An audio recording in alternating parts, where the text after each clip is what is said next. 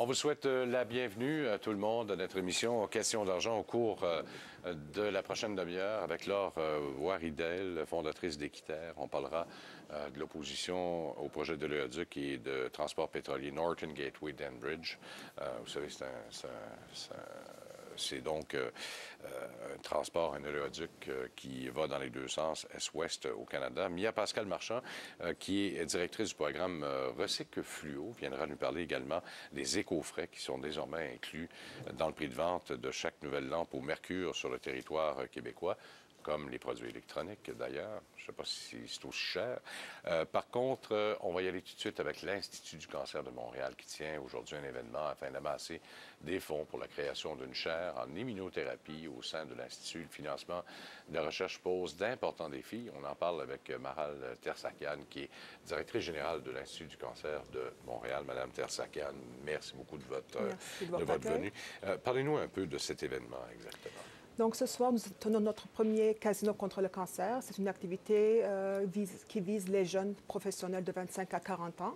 Donc, nous avons créé le Cercle des jeunes ambassadeurs. C'est des professionnels, des avocats, des employés de firmes de finance, des médecins, tous dans 25-30 ans, qui voulaient s'impliquer pour faire quelque chose pour l'Institut du cancer de Montréal. Donc, c'est né le casino contre le cancer qui aura lieu ce soir. L'objectif exact? L'objectif exact, on a plusieurs objectifs pour ça. Premièrement, pour moi personnellement, c'est de voir l'implication de ces jeunes.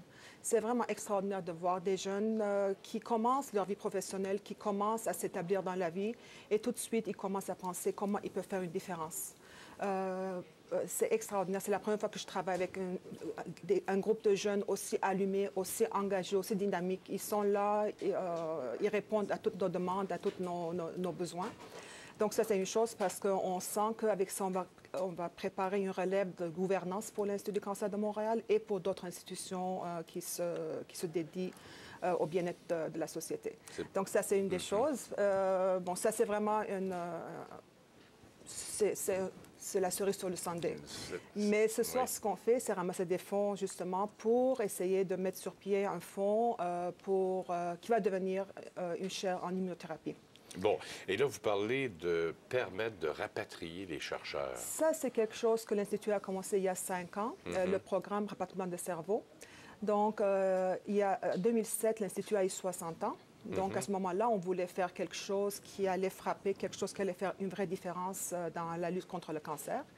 Et nous avons fait des recherches auprès de nos partenaires, l'Université de Montréal et le CHUM. Et on s'est dit, qu'est-ce qu'on peut faire pour changer quelque chose de valable, de vraiment concret. Alors, le besoin qui s'est ressenti, c'était de rapatrier des cerveaux. Ce qui s'est ressorti, c'est qu'on perd comme société l'équivalent d'une faculté de médecine par année. Des jeunes qui sont formés ici, des jeunes Québécois qui sont formés dans nos universités avec nos impôts, qui partent à l'étranger pour faire leurs études, leur spécialisation postdoctorale, mais qui ne reviennent pas. La raison étant, on n'a pas les fonds nécessaires pour les ramener. Ils reçoivent des offres alléchantes à l'extérieur, que ce soit aux États-Unis, en Europe. La compétition est partout. Donc, ces jeunes-là partent, ne peuvent pas revenir. Donc, ce que l'Institut a fait à ce moment-là, on a mis sur pied le programme Rapatriement de cerveau. Et pour financer cela, on a commencé les concerts contre le cancer, qui est un concert classique qui a lieu à la Place des Arts chaque année depuis 5 ans. Donc, le prochain, le 15 février 2013. Donc, qui nous permet de ramasser beaucoup d'argent. Et avec cet argent, on a 250 000 $ par chercheur rapatrié par année, 50 000 $ par année, donc par chercheur. On a rapatrié à date 5 chercheurs. On les a fait revenir de l'Australie, de la France, de l'Irlande et des États-Unis. Si l'extérieur vient chercher nos talents, c'est donc qu'ils ont beaucoup de talent. Comment se fait-il qu'on n'est pas capable de les garder? On n'est pas capable de garder notre talent? Ce n'est pas strictement une question d'argent.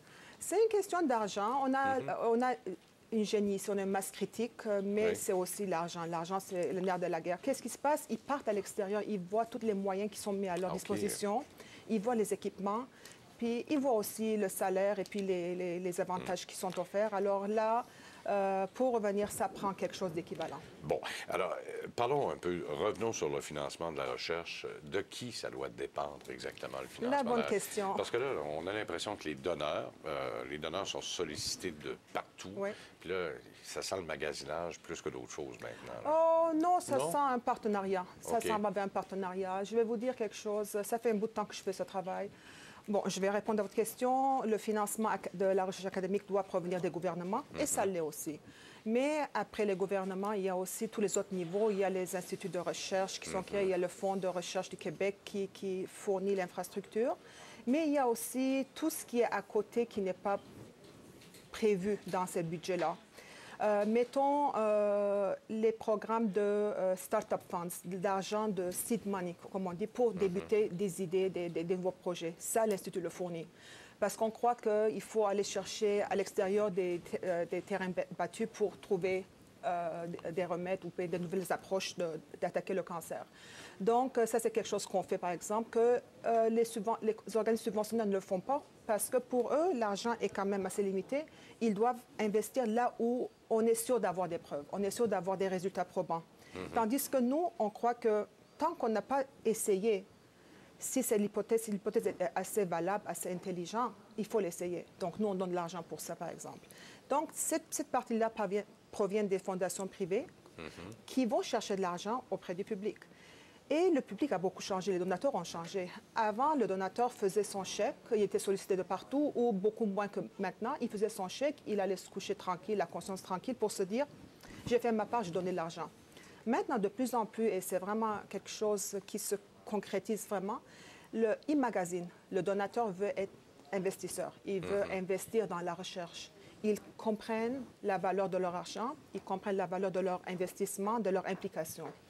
Donc, c'est pas rare que je reçois un téléphone, que ce soit pour un don de $100, pour l'achat d'un billet pour le concert, pour l'achat d'un billet pour le casino de ce soir. Ils vont me poser la question, comment c'est géré chez vous? C'est quoi votre gouvernance? Comment l'argent est attribué de nouveau? Et c'est pour ça que vous avez été capable d'avoir certaines bourses. Je pense entre autres à une personne que je connais très bien, Robert Gauthier, là, qui est décédé il y a 3 ou 4 ans, et beaucoup de personnes font maintenant des dons posthumes au moment du décès, font un leg à l'Institut canadien du cancer. L'Institut du cancer de Montréal. Monsieur Gauthier est un cas particulier extraordinaire pour nous parce que c'était un monsieur, un col bleu qui travaillait dans une usine toute sa vie. Il a travaillé chez General Motors. Chez General Motors, pour ne pas les nommer. Oui. Il a travaillé toute sa vie. Il n'avait même pas d'appartement. Il louait un studio. Il avait une voiture de 67, quelque chose comme ça. Oui, absolument. Quand son frère jumeau m'a appelé pour me dire qu'il y avait un legs testamentaire, même son frère n'était pas au courant de l'ampleur de la chose, on a fini par recevoir un legs de 450 000 $. Oui. Alors, l'Institut a créé une bourse à l'honneur de M. Gauthier pour des étudiants postdoctoraux, pour les stagiaires. Alors, voilà, c'est le genre de choses là, qui sont extraordinaires, qui arrivent, régulièrement maintenant, qui arrivent régulièrement, très souvent. On a des legs qui nous tombent. Mais c'est aussi quelque chose qui est très nouveau, une tendance qui est vraiment très certaine maintenant. C'est des familles qui viennent nous voir, leurs parents sont atteints d'un cancer, ils disent « on veut faire quelque chose de ciblé ». Cancer de la prostate, cancer de l'ovaire, cancer du sein. Donc, ils travaillent avec nous pour créer un événement. Ils travaillent avec nous pour solliciter. Ils écrivent des lettres, ils font les appels avec nous. Madame Tassakian, merci beaucoup de votre visite et je vous invite à aller sur le site Internet de l'Institut du cancer de Montréal, icm.qc.ca. Tous les détails sur les concerts, tous les détails sur les activités de financement également. Je vous remercie beaucoup, monsieur. Merci. On fait une pause, on revient dans un instant, tout de suite.